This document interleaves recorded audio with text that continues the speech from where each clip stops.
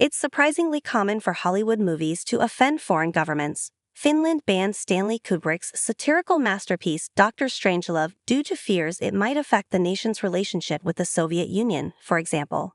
More recently, Vietnam banned Greta Gerwig's record-smashing hit Barbie due to a brief shot of a map that the government believed undermined its sovereignty.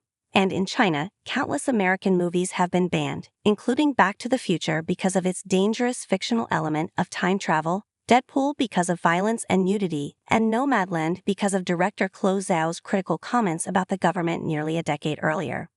Of all the movie stars likely to become embroiled in an international controversy over one of their films, however, Tom Cruise is not even on the list.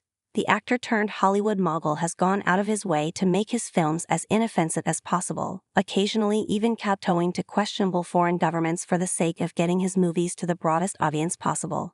In 2022's Top Gun: Maverick, for example, two tiny Taiwanese and Japanese flags on Cruise's bomber jacket were removed from the trailer after an outcry from China. Even though they were later reinstated, the film goes out of its way not to mention the U.S. military's rivals, even when the entire movie is centered around a tactical mission that takes place in one of them. He has also made plenty of high-profile visits to Saudi Arabia for film premieres and events, glad-handing with Crown Prince Mohammed bin Salman, whose human rights track record is decidedly grim. Meanwhile, one of the most famous set pieces in the Mission Impossible franchise sees him scaling Dubai's Burj Khalifa. Cruise will do whatever it takes to retain his global palatability and make his movies as widely seen as possible, even if that means staying neutral on every conceivable issue and keeping his affiliation with the Church of Scientology out of the headlines. So it was particularly surprising when outcry came from Germany over one of his films.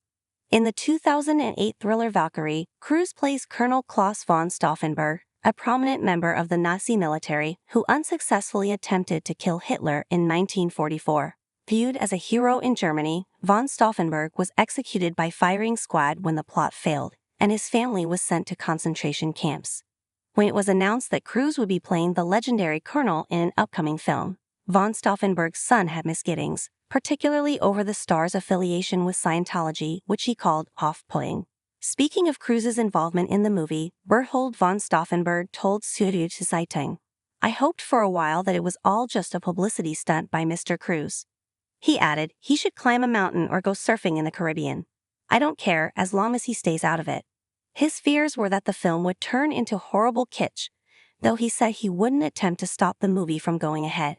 Whether Cruise was aware of his misgivings is unclear, but the movie did go ahead and received largely positive reviews. For his part, Cruise has said that playing von Stauffenberg in the film was a childhood dream come true. Apparently, since the age of 4, the Mission Impossible star dreamed of killing Hitler even though, to state the obvious, the dictator was already dead at that point. Luckily for Cruise, the magic of Hollywood is that no story ever really dies.